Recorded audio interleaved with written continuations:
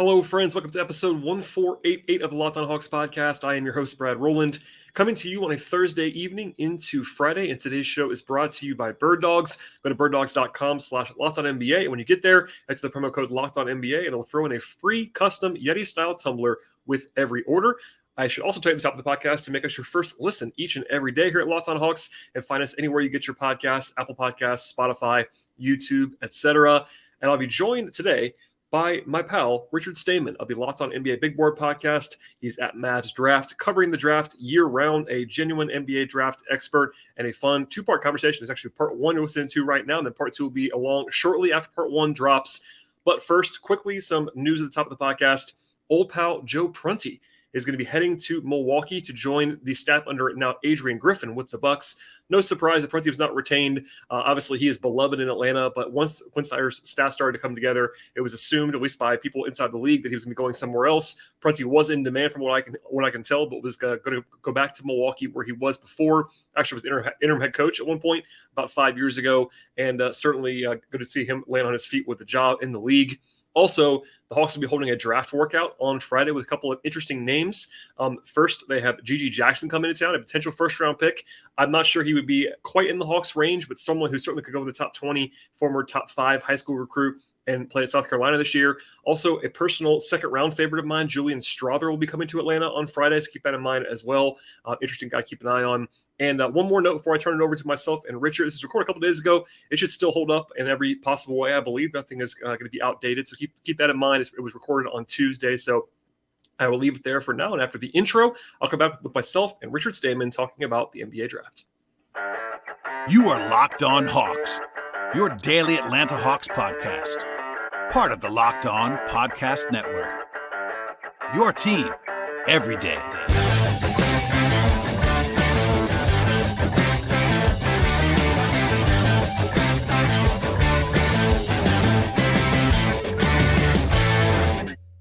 I am joined today by a genuine NBA draft expert. Richard Stayman is here. Hello, sir. How are you?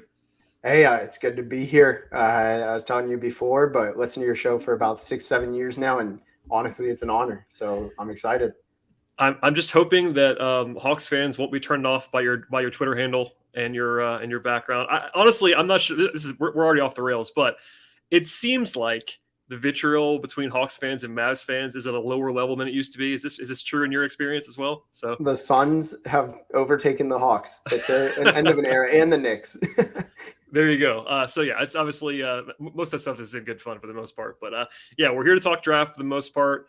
And the Hawks are pretty interesting through the draft prism. I do want to get into the Hawks, but I do want to start before we do that by asking kind of what you think of this draft class. I've been listening to lots on NBA Big Board, and so I have a general idea of what you think. But for the listeners, like, what do you make of the class overall? Obviously, Wembanyama is the big topic in a lot of ways, but the depth of the class, is this a good draft? All that fun stuff. What do you think about it? Yeah, I went back and forth. For the beginning of the year, I thought it kind of was overhyped. Come February, March, I was like, all right, it's the real deal again. And things turned. For me, it's the top 4 are pretty solid. There's a little bit of a drop-off to 10. But after that, I think it gets stronger again the whole way till 58 because there are 2 less picks than normal this year. Yeah, I think that's it's interesting because I've been talking about this Hawks pick is in this interesting spot at 15 where it's obviously not a lottery pick, but it's the best pick that's not a lottery pick. And I am in agreement with you, generally speaking, like it's kind of flat, but not in a bad way. Like I've intentionally painted this very broad picture of this Hawks pick because, no matter who you are, you always have your favorite guys. And I have my preferences for sure. But I feel like there's like 12, 13, 14 guys that could draft at 15 and be pretty defensible. It doesn't mean that I would love it, but I have a hard time, like, barring something genuinely crazy, being overly critical of what they do at 15, which is a weird place to be. It's like not great for content, I guess. Like, hey, it's fine. Take whoever you want. But does that make sense? I mean, the Hawks are in the middle of the first round. And from what you just said, it's kind of like in the middle of that zone where it's pretty strong, but it's also kind of flat. Yeah, I love it personally. I mean, on my board from 12 to 25, I think you can make the argument any one player could be taken in that range, right? Like there's completely interchangeable for me, which is very rare. I feel like to have that wide of a range in that draft in like any one draft. Yeah, I think it is for sure. And also, the last couple of years, and I know you noticed this as well, there seems to be a guy or two that falls unexpectedly, and the Hawks have benefited from that. I feel like I've said that 100 times on my show recently, but no one had the Hawks getting AJ Griffin a year ago, and that he just kind of fell in their lap, and you can't expect that to happen. But it also adds another layer of intrigue. Like someone like Cason Wallace keeps getting projected to fall into the Hawks' range, and it's like I think he's going to be gone by then, but maybe he won't be, or maybe somebody else will fall, and that's a wrinkle too. So I mean, you just said it 12 to 25 is kind of where your thought process is there. Before we get into real Hawk stuff, I do want to ask you, even generally speaking, first rounders, I suppose, but do you have a guy or two that you seem to be higher on than the consensus? And they could be Hawks guys too, but feel free to go above that if you'd like to. Guys that won't be available. I wonder, like, who you're actually liking, like, who are your guys in this draft? Yeah, so I'd say one of them is Kobe Buffkin, who might be in the range for the Hawks. I have him 12th on my board. He's somebody who is 19 years old, is a sophomore. Really just no holes in his game. I don't think you can pick apart his game. He's kind of new as a point guard, so his point guard skills need a little bit of refining, but there's nothing glaring in that regard, and he needs to have weight. That's about it for the weaknesses. I'd also say Dariq Whitehead is somebody who I really like. I think he's somebody upside in disguise with injuries and a little bit of weight issues over at Duke. I think he's somebody who's one of the best shooters in the class, has a lot of ball skills, defensive upside. I think he's a star in hiding. But the other guys, I would say there's 3 second-round guys I like: Trace Jackson Davis, Isaiah Wong, and Mike Miles. I think each of them add different elements at their different positions. Yeah, it's kind of funny. As we were talking it's Tuesday when we're talking, but Isaiah Wong's supposed to come work out with the Hawks on Wednesday, so that's actually good timing on that. He's coming to Atlanta. Mike Miles was here last week, so the Hawks have been working out more second-round guys than first-round, which is kind of expected. I was going to ask you this too, like, Hawks fans have kind of panicked at the, I guess, relative lack of big names that have come through Atlanta. And I try to urge them, like, hey, 15 is a weird spot because guys that are lottery picks don't want to work out for the 15th team because they don't want to fall that far. Like I'm not sure if you saw this at all. They announced Cason Wallace was coming earlier in the week, and then like 2 hours later said he wasn't coming. And it's pretty normal for that to happen. But obviously when it's a big name player and all Hawks fans see is me announcing that he's coming and then me announcing that he's not coming, like, is it weird to you? Like, how much do workouts and who works out for who? How much does that matter to you, especially for a team in the Hawks position? It very rarely means anything. I mean, most of the time I feel like it's due diligence, right? Like the teams are just trying to interview and get to know somebody, whether it's for intel down the road. I think it's kind of meaningless. Guys can cancel all they want. I mean, I always think of Nick Claxton, who he had a workout for a team in like the teens, and then he canceled his workouts, went second round. Like it really doesn't mean anything, I don't think. Yeah, I mean, the obvious example I've been using recently is that the Hawks didn't have AJ Griffin in the building last year. They just took him. I mean, they obviously knew him, but even that was a guy with medical questions on some level, and they still took him without having him in the building. So it's very normal that would happen. I wouldn't worry about it really at all. I do want to follow up on the guys that you said you liked in the first round as we kind of get into some Hawks stuff in a second. Kobe Buffkin is a Michigan guy, so I've seen him play quite a bit. But you mentioned his point guard stuff. Do you think of him as a lead guard primarily? I mean, he's got decent size, 6'4", or so. Didn't really play on the ball until the second half of the season most of the time. They were playing through Jet Howard more early in the season. I'm saying a lot there about a guy that I've seen a lot of. But, like, what do you think his projection actually looks like? Because, for the Hawks, they don't really need a point guard, so to speak. But obviously a lot. He's kind of well-rounded beyond that. Yeah, I mean, he's not really a point guard, but he's also not like quite a shooting guard. He's a textbook combo guard, I would say.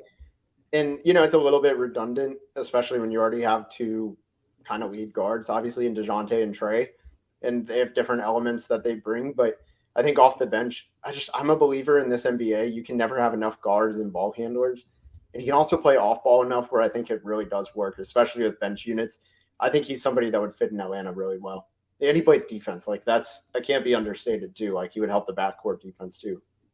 I was going to ask that as a follow-up just because, a lot of guys, I won't say a lot, a few of the guys in the Hawks range, I think of as defensive questions, and your mileage can vary as where the Hawks could take those guys or not.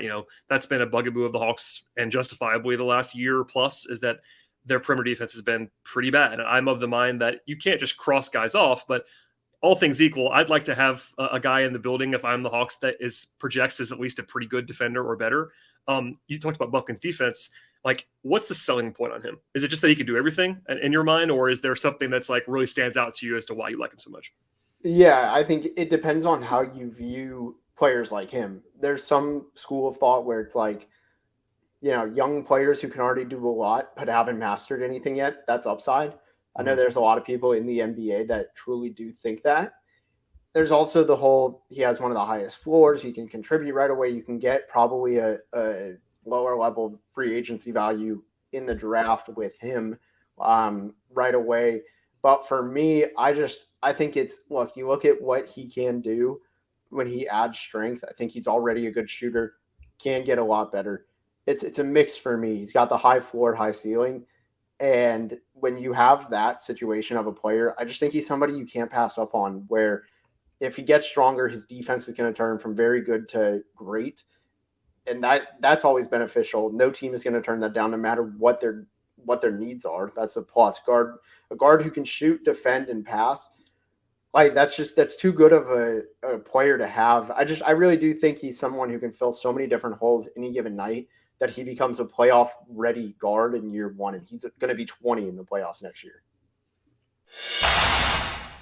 Today's show is brought to you by eBay Motors. And for a championship team, it's all about making sure every single player on your roster is a perfect fit for you. It's the same when it comes to your vehicle. Every part has to actually just fit perfectly and just right inside your car or truck. So the next time you're looking for parts or accessories, head to eBay Motors. With eBay's guaranteed fit, you can be sure that every single part that you need fits perfectly and does so the first time around. Just add your ride to My Garage and look for the green check mark to look and know the parts will be fitting or your money will be coming back to you. Because just like in sports, confidence is the name of the game when it comes to shopping at eBay Motors. With over 122 million parts to choose from, you'll be back in the game in no time. After all, it's really easy to bring home a win when the right parts are actually guaranteed for you. So get the right parts, the right fit, and the right prices at ebaymotors.com. One more time, that is ebaymotors.com. Let's ride. Eligible items only. Exclusions apply. The other guy I wanted to ask you about that you just talked about was Dariq Whitehead, because it's become kind of a meme locally because he's a one and done Duke player, and the Hawks love one and done Duke players for whatever reason. It's a different front office now, but it would be undeniably funny. I'm not saying bad, but undeniably funny if they were to take another one and done injury kind of question mark Duke guy. But Dariq Whitehead is a really talented player. I don't know if you have intel on the injury. I'm of the mind, like, I'm shrugging on the injury stuff. Teams will know more than we do. We can't really know, but let's assume for a second that he's going to be healthy. What's the selling point on Dariq Whitehead? Yeah, he's a great shooter. He has very untapped potential on ball because he was a misfit at Duke. I think he's one of the tougher evals in this class because there was Tyrese Proctor, Jeremy Roach held the ball a lot at Duke. Derek Lively needed a lot of touches inside. He was a defensive guy. There was a lot of focus on him. Kyle Filipowski had the ball a lot, even as a stretch 4-5. So Dariq Whitehead at times came the fifth option, and he has ball skills. He can shoot the ball. He has the perimeter ability.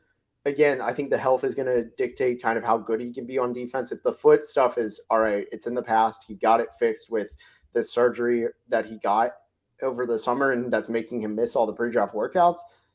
If it fixes it, you take it in a heartbeat, because with him, he's high upside as an off-ball player that can grow into an on-ball player with defense and self-creation. I think that's the star mold. There's a reason he was a top 5 recruit, right? And you don't just go from that to nothing. I really feel like his overall tape really hid his actual ability. Duke was a bad spot for him, and he still was able to shine in a lot of different ways, statistically at least. Yeah, I mean, it's hard to figure him out. I will certainly admit that, but top 3, top 5 RSCI guy, you can't ignore the talent. The injuries are a very good explanation for what happened. If you want to see them as that, doesn't mean that's gospel. Like, there is a little bit more inherent risk with a guy who is currently banged up and has that question. But I do think that would be a pretty easy sell if they are convinced on the medical side. I just thought of this. I should ask you this earlier, but so before we really dive into some Hawks stuff in particular, where are you on the number 2, 3 overall debate? Are you a Scoot guy? I actually don't know this about you. Yeah, I'm all the way in on Scoot. That's what I thought that was. I couldn't remember if that was true or not. Brandon Miller's good. He'll be a good player. I don't think there's a world where he can be the second best player in the draft. And I might come back to this in 3, 7, 10 years and say, you were an idiot, Richard. What were you thinking? But I get it. He's 6'9". He's a wing. He has he has good ball skills. He can defend. He can shoot. It's ideal. It's more valuable than a 6'1" guard. But like, that's too theoretical. Like, there's too many concerns. He shot like 38% in the half court at the rim. Defense needs, I think, some decision-making work as he gets stronger. That's a big thing. He's not as ready right away with as high of a ceiling as Scoot has. So that, to me, I know you can fit him into any single team.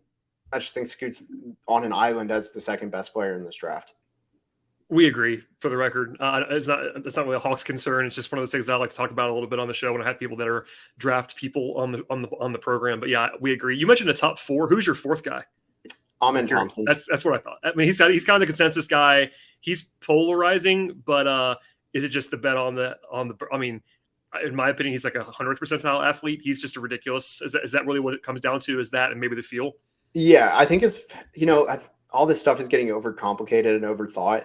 I really think Amen's not that hard of an evaluation. Yeah, his shot's bad. The hardest part of his evaluation is how bad will that shot hinder his game, right? Yeah. And we've seen guys who have bad shots but elite pick and roll ability and athleticism with good feel, and they don't make bad decisions. Like, they thrive.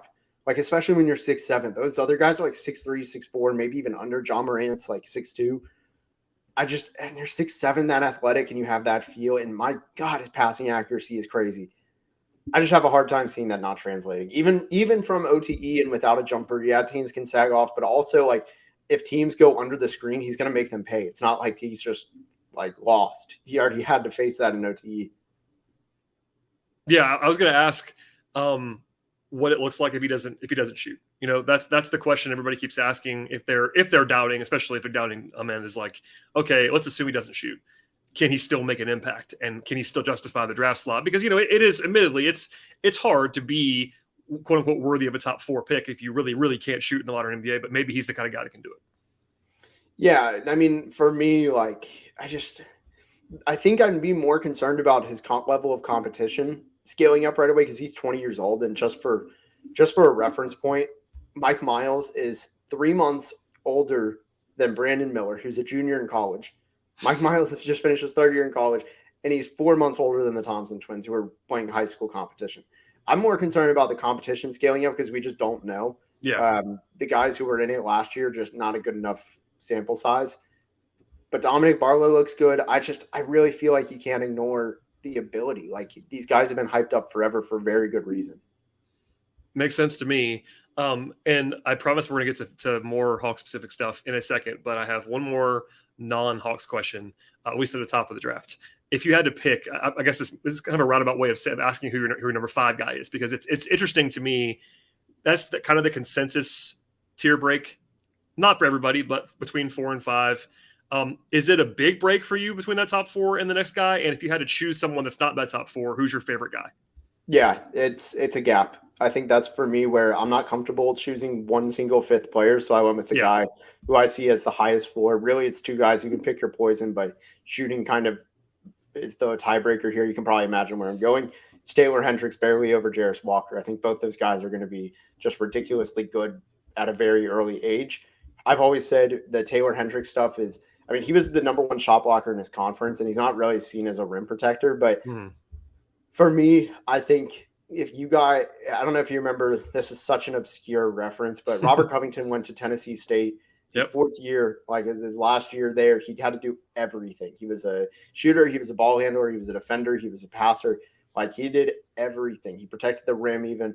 If you got that version, I think he was 23 years old when he did that, and he came out in the draft. If you put that version of a player in a 19-year-old's body and let him grow from there, that's what Taylor Hendricks is. So you get a 4-year head start, really, because Taylor Hendricks is actually very young. I think that's what you're getting. You're getting one of the premier forwards in this league that can just do everything. And pretty much the same as Jarris Walker, except just less shooting upside. There were a few minutes at one point when it looked like the Hawks might have a chance at Taylor Hendricks, and then it kind of evaporated pretty quickly. It was like, okay, maybe he'll be a mid-first round pick. And then I'm sure you noticed this too. Within a couple of weeks, it was like, by the way, Taylor Hendricks consensus top 8, top 10 guy. I'm like, okay, that's probably off the rails now. And look, maybe he falls unexpectedly. I don't see that happening. I like him too. I like Jarris Walker. I'm a sucker for Jarris Walker. I'm sure Hawks fans will laugh if they know anything about Jarris Walker. He's like the least sexy prospect. He plays deep, plays great defense. He's a great passer. He's like right up my alley. So he's the guy I lean to, but I will admit it's because he checks all those boxes. I think him and Anthony Black are like my guys in that range. But that is probably just me being me.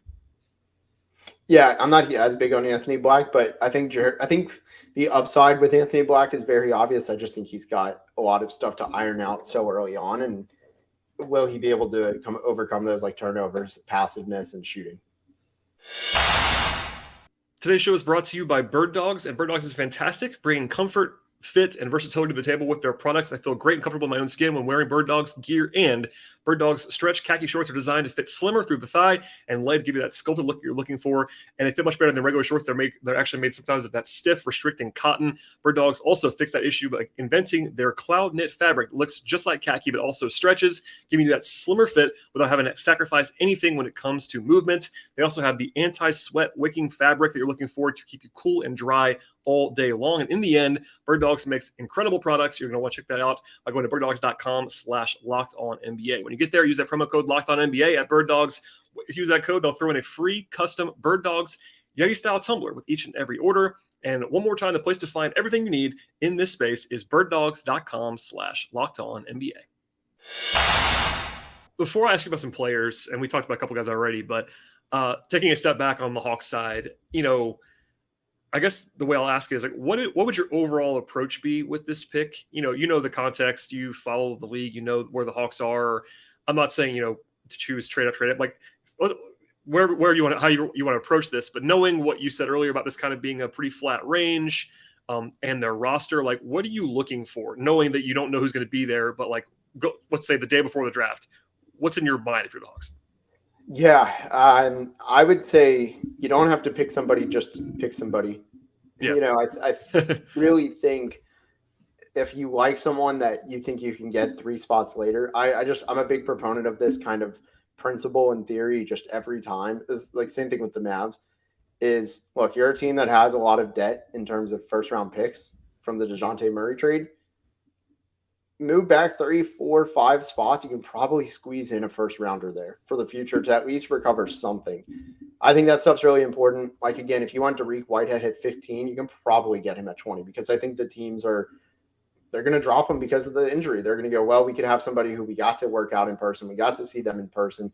We like this guy. There's no health concern. If you think Dariq Whitehead can work, I know like the whole memes and everything about the one and done injured guy, but like, I feel like something like that would be too good. If you can move down a few spots, get your assets and get your guy, just that's the dream. I really do think it's that simple. And they're definitely, especially 15, I think that's where teams will be buying. So I don't know. That's my whole theory is just trade down and get who you want. Yeah, I think I like that idea. And, I've gotten some questions. I'll probably answer them later on in the cycle about like specific trade down options. Brooklyn has back-to-back picks, 21 and 22. I don't know if you can get both of those picks for 15, but maybe you could, something like that. I mean, we've seen it fluctuates. It's been a few years actually. So we've got like a true 2-pick for 1 in the same draft trade. They used to happen more often. It feels like, Denver made a couple of those back in the day. The Donovan Mitchell was, all this. It's kind of like, Indiana has 26 and 29. Is that enough to go up to 50 to go down? I don't know.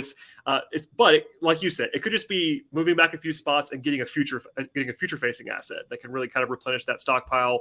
And look, I know that I don't want to say no fan. Most fans never want to trade back, and I understand it's not like fun because you think, okay, I fall in love with this one guy, and now we could maybe take this guy, except now we're going to move back. That's never going to get the huge cheer from your fan base when you move back. But I tend to agree because look, you and I seem to be aligned on this. Unless someone unexpectedly falls, I'm likely to have a similar grade on the guy that I'm going to pick at 15 versus the guy I would pick at 19 or 20 in this draft.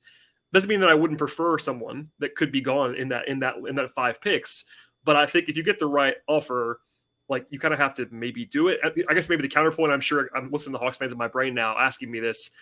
Don't they already have 10 guys? You know what I mean? Like, I think that's overly simplistic, but if you're a Hawks team that already has, your top 10, do you want to add 2 rookies? Do you want to add a rookie and another? And I wouldn't think that way, but I can kind of just throw that back at you. It's like maybe a counter, but I also think that getting cost controlled, cheaper players is going to be good for this Hawks team because they're very expensive.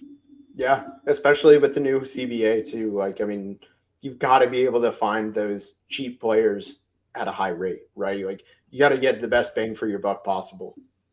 I totally agree. And look, we can talk about luxury tax stuff at another point, but if the Hawks do have a mandate again to get under the tax, they're going to have to do it building cheaply in a way they haven't. So, I mean, they've hit on some draft picks, but they were drafting higher then because they were in the middle of that rebuild phase, and now they're trying to draft in the middle, and it's worked 2 years in a row, I think, with Jalen Johnson and AJ Griffin, but we'll see if that looks like in the future. I mentioned a guy earlier, Cason Wallace.